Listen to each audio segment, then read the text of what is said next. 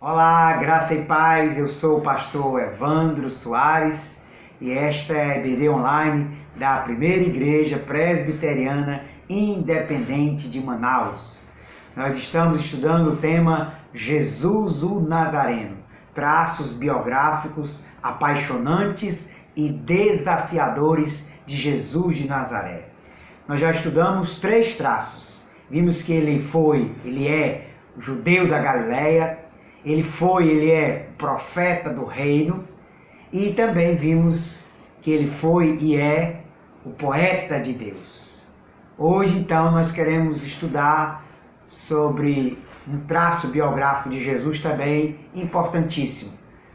Jesus como defensor dos últimos. E vamos então ler uma passagem bíblica que nos fundamenta, que nos dá base para essa afirmação e para esse estudo. Se encontra em Mateus capítulo 9, versículo 10 a 13.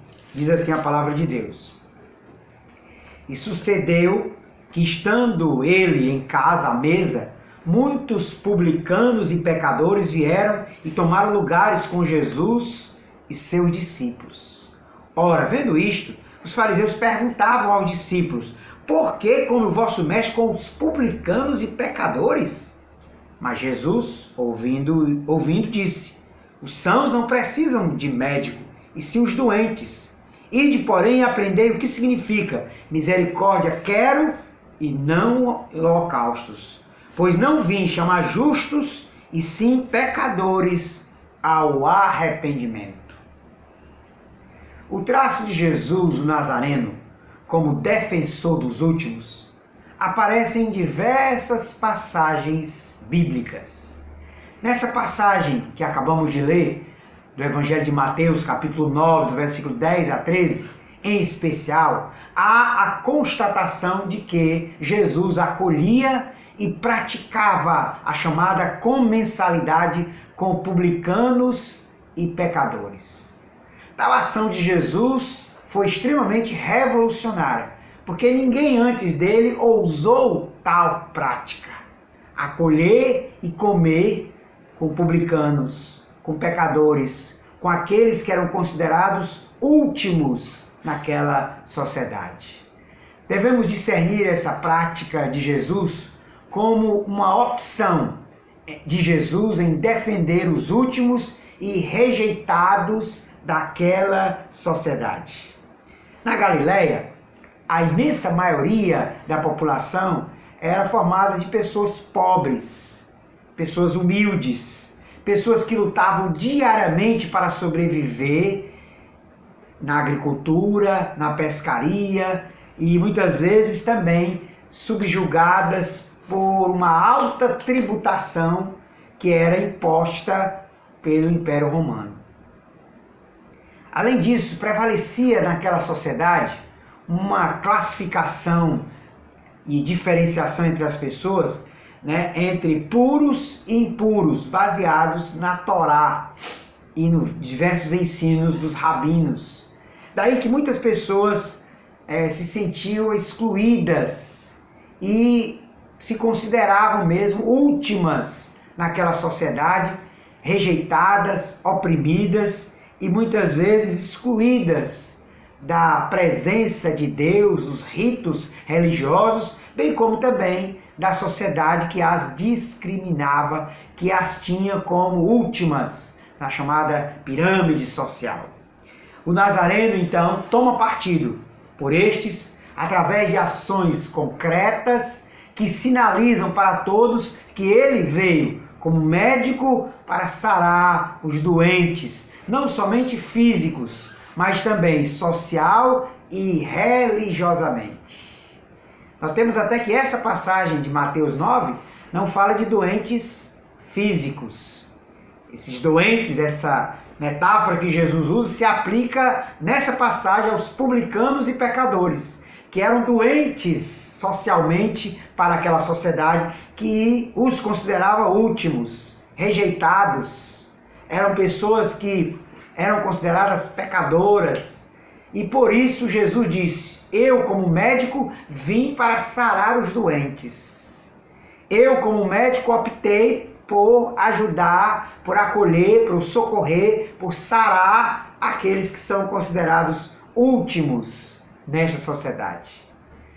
Só que, se a gente for por esse caminho, muitas vezes corremos o perigo de reduzir a pessoa de Jesus somente ou tão somente a um revolucionário social.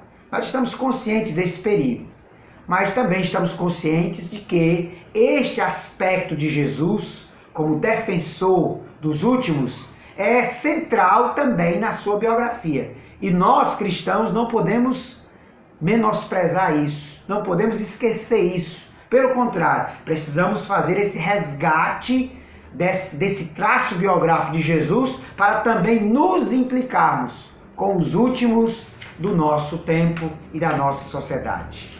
Jesus, certa vez, orou ao Pai e declarou: Pai, graças eu te dou porque ocultaste essas coisas aos sábios e entendidos e as revelaste aos pequeninos.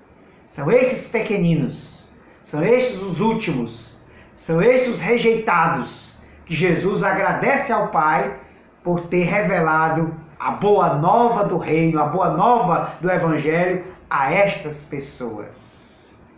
O que podemos então compreender deste tema, desse traço biográfico, que nos ajuda a compreender mais e mais sobre a figura de Jesus? Daí a primeira questão então que nós podemos colocar nesse estudo é: quem são os últimos? É conhecido de todos o chamado dito parabólico de Jesus, que dizia assim: contudo, há últimos que serão os primeiros, e os primeiros que serão os últimos. Essa é uma passagem que se encontra em diversos evangelhos e também no Evangelho de Lucas, capítulo 13, versículo 30. Eu repito, diz assim: contudo, há últimos que serão os primeiros e os primeiros que serão últimos. Na versão de Mateus, inverte-se, diz: há primeiros, que serão últimos, há últimos que serão os primeiros e há primeiros que serão os últimos. Tal expressão é reveladora que naquela sociedade havia discriminação, de tal modo que muitos eram considerados últimos ou sobrantes, para usar um termo aí de um antropólogo famoso, um antropólogo que estuda a sociedade judaica, na época da Bíblia, Gerhard Lenski, e ele dizia que esses últimos da época de Jesus eram os sobrantes, eram aqueles que estavam sobrantes, eram os rejeitados. E havia essas pessoas que eram considerados os primeiros em status social diante de Deus e diante dos homens por sua condição social e religiosa. Essas primeiras eram consideradas como pessoas preferidas por Deus e por isso abençoadas com riqueza, com saúde, e com livre acesso ao templo e à sua expressão religiosa. Enquanto que os últimos eram aqueles rejeitados, aquelas pessoas que estavam em último lugar na pirâmide social, eram aqueles que, rejeitados, oprimidos, pobres, doentes, considerados impuros, considerados pessoas que não eram abençoadas por Deus e por isso não tinham livre acesso à sua expressão religiosa, que se dava sobretudo no templo em Jerusalém. Daí que Jesus toma partido em favor dos últimos. E essa afirmação, esse dito parabólico de Jesus é muito significativo nessa linha. Jesus disse: contudo, há últimos que serão os primeiros e os primeiros que serão últimos. Quem são então esses últimos? Esses últimos da época de Jesus podem ser classificados em 3 categorias. São os pobres e doentes, são os publicanos e pecadores, são as mulheres e as crianças. Vamos então estudar um pouquinho sobre cada uma dessas categorias. Primeiro, os pobres e os doentes. Os pobres são aqueles que compõem uma parcela significativa dos que habitam a Galileia naquele tempo. Os pobres são os camponeses, os pescadores, os artesãos, que também estavam ali naquela região da Galileia e que eram extremamente oprimidos pela sociedade então, sobretudo pelo Império Romano. Jesus inicia então o seu ministério anunciando aos pobres que deles é o reino de Deus.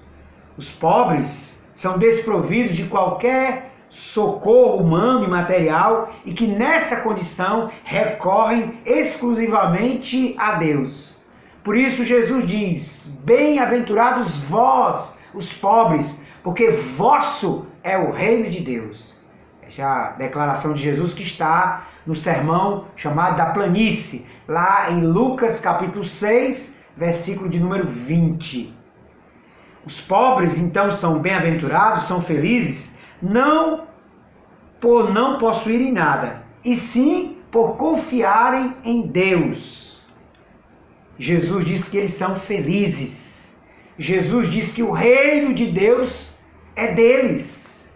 Os pobres, esses considerados últimos, esses que eram oprimidos, esses que eram rejeitados, esses que eram sobrantes daquela época, Jesus disse: o reino de Deus, o domínio de Deus é de vocês. O reino de Deus, de justiça, de paz, de alegria, é vosso, é dos pobres. Há ainda também os doentes. E você deve notar o quanto Jesus, no seu ministério, curou a muitos. Os doentes eram vistos naquela época como pessoas amaldiçoadas e que foram excluídas do templo por sua condição enferma. Isso gerava um sentimento de que Deus não amava essas pessoas como amava os outros. Os outros que gozavam de saúde eram abençoados. Os outros que tinham riquezas eram abençoados. Mas pobres e doentes eram amaldiçoados por Deus. Essa era a concepção que prevalecia naquela época. Daí Jesus concentra também o seu ministério na cura de toda sorte de doentes, de enfermos. A tragédia dos enfermos daquela época não consistia tanto no mal físico que padeciam, mas na vergonha e humilhação de se sentirem sujos e repulsivos que todos evitavam. Tem uma passagem lá em Mateus capítulo 15, que é bem interessante. Mateus capítulo 15, versículo de número 30, diz assim: e vieram a Jesus muitas multidões, trazendo consigo coxos, aleijados, cegos, mudos e outros muitos, e os largaram junto aos pés de Jesus, e ele os curou. Note a expressão aqui que Mateus usa. Eles, aquela multidão, os largaram. Largaram os coxos, os aleijados, os cegos, os mudos e muitos outros. Os doentes daquela época eram tão menosprezados que quando Jesus aparece como alguém que está curando, como alguém que está repreendendo essas enfermidades e levando cura a esses doentes, aquela multidão pega boa parte desses doentes e os larga aos pés de Jesus para que ele os curasse. É uma expressão que dá a ideia de que esses enfermos, de que esses doentes eram mesmo menosprezados, eram tidos como pessoas amaldiçoadas, estavam enfermas, estavam doentes. Deus não lhes abençoou com saúde. Portanto, que outros possam cuidar deles, que alguém possa curá-los, mas vamos largá-los aí aos pés de Jesus. Mas diz o texto que Jesus, compadecendo-se destes, os curou. Diz o texto que ele os curou. É interessante, porque essas pessoas, esses doentes, condenados, estavam ao ostracismo. Mas Jesus se aproxima de todos os doentes daquele tempo e os cura, sinalizando que estas são pessoas dignas de fé e merecedoras de inclusão e de paz. Não é à toa que Jesus, toda vez, quando cura alguém, ele diz: a tua fé te salvou, vai-te em paz. Essas pessoas não tinham paz. Essas pessoas não eram consideradas pessoas de fé, porque Deus as amaldiçoara. Então elas não confiavam em Deus, elas não tinham fé. Pelo menos essa era a visão que prevalecia na sociedade. Mas Jesus ressalta: a tua fé te salvou. Sim, você tem fé em Deus, você confiou em Deus. E Deus, está te curando através dessa tua fé e vai em paz. Você agora pode estar em paz com a sociedade, consigo mesmo, com Deus, porque a tua fé te salvou. Um episódio emblemático é a cura da mulher do fluxo de sangue. A mulher que tinha uma hemorragia e que tocou nas vestes de Jesus. E muitas pessoas tocavam e eram curadas. Mas aquela em especial, Jesus quis identificar. Está lá no Evangelho de Marcos, capítulo 5, versículo 25 a 34. Quando Jesus quis identificar aquela mulher com fluxo de sangue, não somente para dizer a ela: filha, a tua fé te salvou, vai-te em paz, mas era também para que aquelas pessoas que estavam ao redor entendessem que ela foi curada e agora pudessem acolhê-la na sociedade, não mais como alguém impura, mas como alguém que foi purificado, que foi salvo, que foi curado. Porque naquela época, nós sabemos, uma pessoa que tinha esse fluxo de sangue era considerada impura, não podia conviver, não podia tocar em ninguém, nem ser tocado, porque essa pessoa também podia ser contaminada, podia ser considerada impura. E aí Jesus faz questão de identificar quem me tocou, ela então se identifica, e aquilo faz com que ela possa voltar à livre convivência com a sociedade, tocando nela e sendo tocada, porque ela foi curada do seu mal.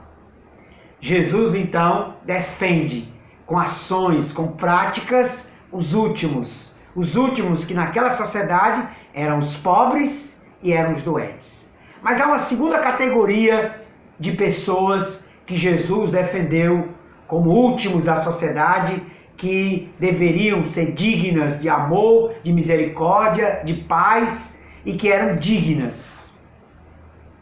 São os publicanos e pecadores.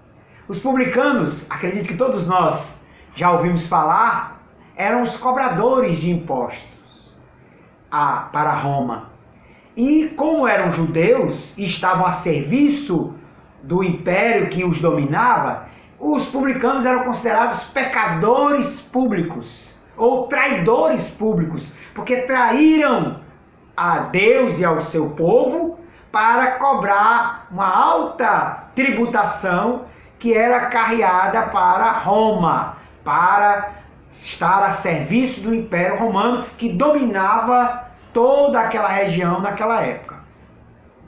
Então os publicanos eram considerados pecadores públicos, de tal modo que o termo publicano, que significa cobrador de impostos, era também um termo depreciativo, de alguém. Quando alguém pecava, quando alguém deliberadamente agia contra a lei, a Torá de Deus, então o judeu podia chamar aquela pessoa, mesmo que ela não fosse uma pessoa que tivesse essa tarefa, essa função de cobradora de impostos, o judeu podia chamar aquela pessoa de publicana. É por isso que há uma passagem lá em Mateus capítulo 18, quando Jesus diz que se a pessoa não se reconciliar, não se arrepender com o seu irmão, aí Jesus diz: considerai-o como publicano. Porque o termo dava essa ideia de uma pessoa deliberadamente pecadora, transgressora, que infringia a lei de Deus. E E aí é interessante, porque Jesus acolhe os publicanos e pratica com eles a chamada comensalidade. Comensalidade é comer à mesa. Comer à mesa, identificar-se com aqueles que estão comendo, acolhê-los, compartilhar não só o alimento, mas a vida, as ideias, os pensamentos. Jesus, então, compartilha a mesma mesa com os publicanos. E o texto diz, não só com os publicanos, mas também com os pecadores. E quem eram esses pecadores? Pecadores eram aqueles que profanavam o culto, eram aqueles que transgrediam a lei e que viviam dissolutamente naquela época. Então eram pessoas que dava para notar publicamente que elas eram transgressoras, que elas viviam dissolutamente, que elas não observavam a lei mosaica. E aí essas pessoas, os traidores públicos, chamados publicanos, e os pecadores, aqueles que viviam dissolutamente, Jesus os acolhe à mesa, come com eles, compartilha com eles da mesma comida e da sua mensagem, do reino de Deus. Que coisa maravilhosa! Compartilhar a mesma mesa significa pertencer ao mesmo grupo. Jesus surpreende a todos ao sentar-se à mesa e comer com qualquer um. Sua mesa estava aberta a todos. Ninguém, absolutamente ninguém, podia ser excluído. Foi um gesto de acolhida e foi um gesto de inclusão revolucionária. O Evangelho de Lucas, capítulo 15, registra isso de forma maravilhosa.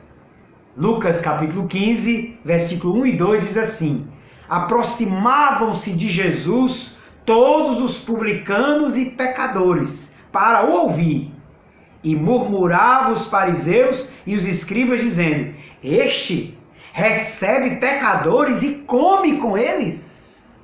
A comensalidade de Jesus é um gesto central na mensagem, na vivência do Nazareno.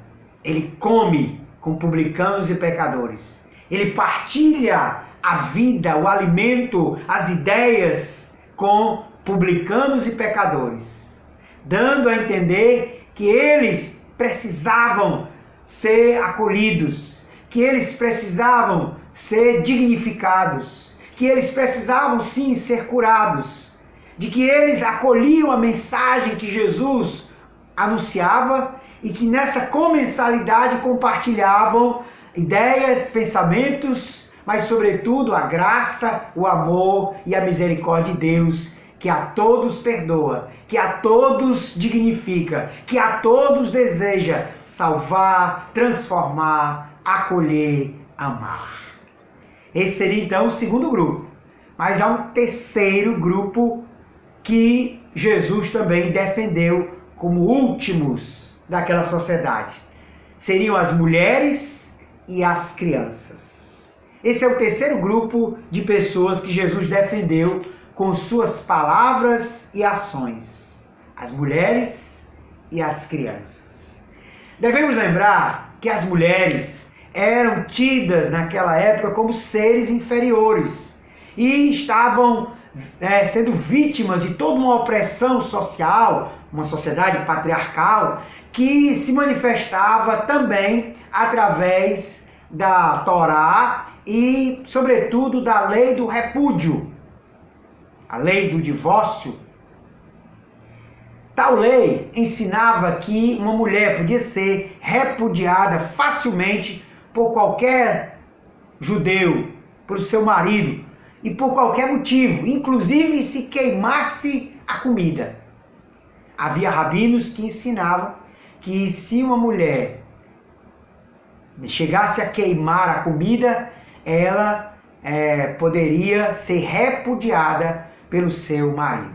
Isso gerava uma situação que era recorrente naquela sociedade de exclusão, porque essas mulheres, sendo repudiadas, se entregavam então à prostituição, e estavam ali totalmente relegadas ao ostracismo, relegadas a uma condição social de sendo últimas naquela sociedade. Daí que os rabinos ensinavam também que era preferível jogar a lei, a Torá, no fogo do que ensinar a Torá a uma mulher. As mulheres eram consideradas seres inferiores. Daí vem Jesus, o Nazareno, e ensina as mulheres. E as tem como suas discípulas, como suas seguidoras. O Evangelho de Lucas, no capítulo 8, versículo 1 a 3, registra que várias mulheres se tornaram discípulas, seguidoras de Jesus. E inclusive mantinham o seu ministério com recursos.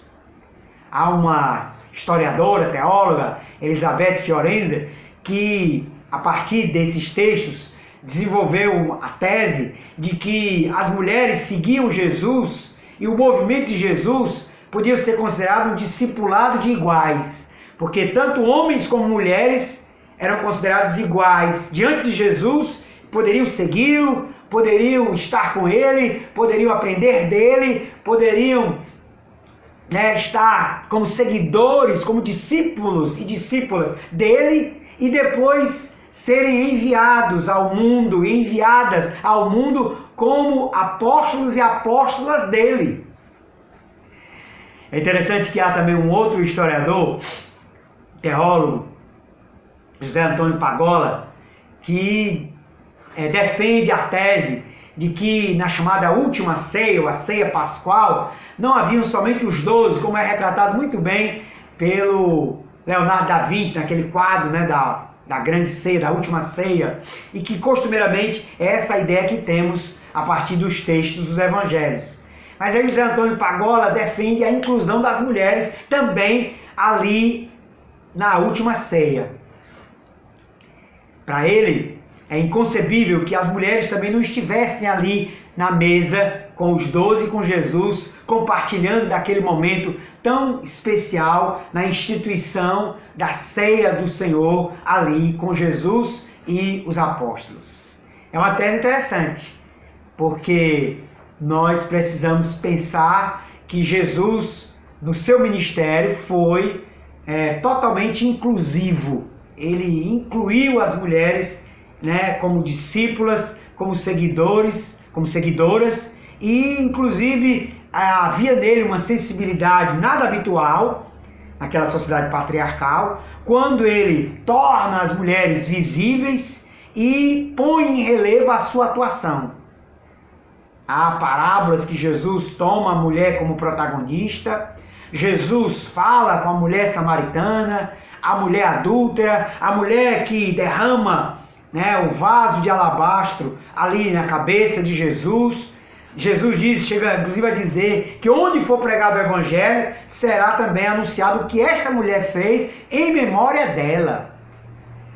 Que gesto significativo. Se a gente pensa numa sociedade patriarcal, Jesus valorizou a mulher. A condição feminina foi extremamente valorizada por Jesus, o Nazareno. Mas não somente as mulheres, também as crianças. As crianças, na época de Jesus, eram consideradas como seres insignificantes. Eram totalmente dependentes dos seus pais, eram como ninguém, um ser frágil, fraco, necessitado. E aí Jesus toma partido também pelas crianças. Ele as toma, as abençoa. Seus discípulos até queriam impedir, mas Jesus abençoa as crianças e as coloca como modelo do reino de Deus. Jesus chega a declarar que se quiséssemos entrar no reino de Deus, nós teríamos que nos tornar como crianças. Que assim como elas dependem dos pais, todo discípulo deve depender de Deus. Todo discípulo deve ter essa confiança irrestrita no Deus que é Pai. Mateus capítulo 18, versículo de 1 a 5, Jesus também nos ensina que o modelo para o verdadeiro discípulo é uma criança. Jesus disse que o maior no reino dos céus é como se fosse uma criança. E ele diz que quem recebeu o reino de Deus como uma criança é verdadeiramente alguém digno do reino de Deus. Queridos, o que isso nos desafia? Como essa preferência de Jesus, essa defesa de Jesus dos últimos nos desafia, nos apaixona, mas sobretudo nos desafia como cristãos no século 21. E aí nós queremos então rapidamente pensar em 3 questões. Primeiro, porque Jesus defendeu os últimos, que eram daquela época os pobres, os doentes, os publicanos, os pecadores, as mulheres e as crianças. E quem são os últimos do nosso tempo? Quem são os últimos do século 21? Quem são os sobrantes da nossa época, do qual nós também, se queremos ser seguidores de Jesus, precisamos também defendê-los. Precisamos também tomar partido em prol destes. E aí 3 questões. Primeiro, o racismo. O racismo é algo ultrajante e muitos dos nossos irmãos, pessoas da raça negra, têm sofrido com o racismo há muito tempo e também na nossa época. E nós, se somos seguidores de Jesus, precisamos defendê-los. Precisamos lutar contra o racismo, erradicando esse mal, superando esse mal tão preconceituoso, tão discriminatório na nossa sociedade, contra aqueles que já sofreram tanto, contra os nossos irmãos e amigos da raça negra. Nós precisamos lutar contra o racismo. Esse é um dos desafios que se apresentam para nós, se queremos ser defensores dos últimos, como Jesus assim foi. Cabe-nos aqui lembrar a luta do pastor batista e pacifista Martin Luther King. No seu famoso sermão, Eu Tenho um Sonho, I Have a Dream. Nós também precisamos ter esse sonho, mas não somente sonhar e lutar em prol da superação do racismo, em prol da igualdade para com os nossos irmãos da raça negra. A outra questão também que nós podemos lutar é em relação à condição da mulher. Sim, porque a condição da mulher ainda hoje é marcada pela injustiça e desigualdade em nossa sociedade.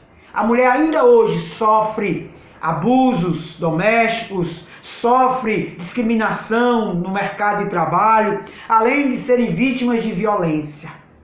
Em algumas igrejas, a mulher também é discriminada no sentido de não ter acesso à vocação ministerial.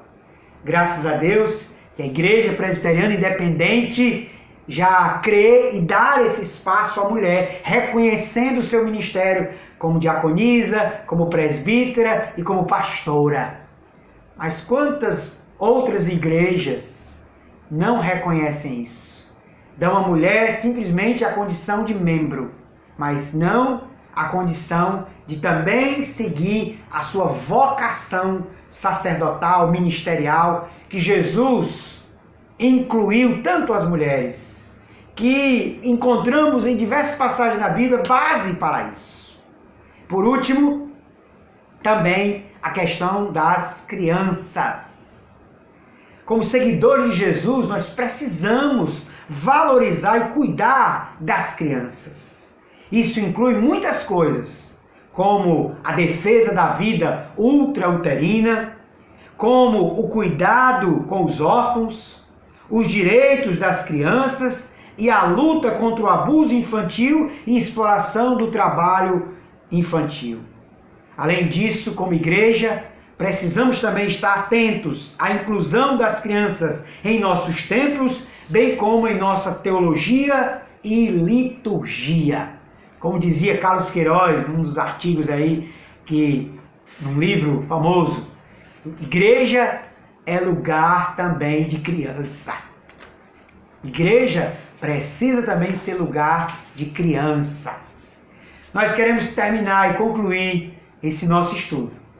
Se você gostou, você pode dar um like nesse vídeo e compartilhar também com outros esse canal, pedindo para que outros se inscrevam e nos ajudem a chegar a 1000 inscritos nesse canal. Que Deus abençoe a todos e a todas, e que nós, como seguidores de Jesus, o Nazareno, possamos também tomar partido defendendo os últimos da nossa sociedade. Sejam eles negros, sejam eles crianças, sejam eles mulheres, sejam outros. Que eu e você possamos discernir isso. Que nós, como igreja, que nós, como cristãos, possamos ter esse discernimento e entrarmos nesta luta em o nome de Jesus, o Nazareno. Amém.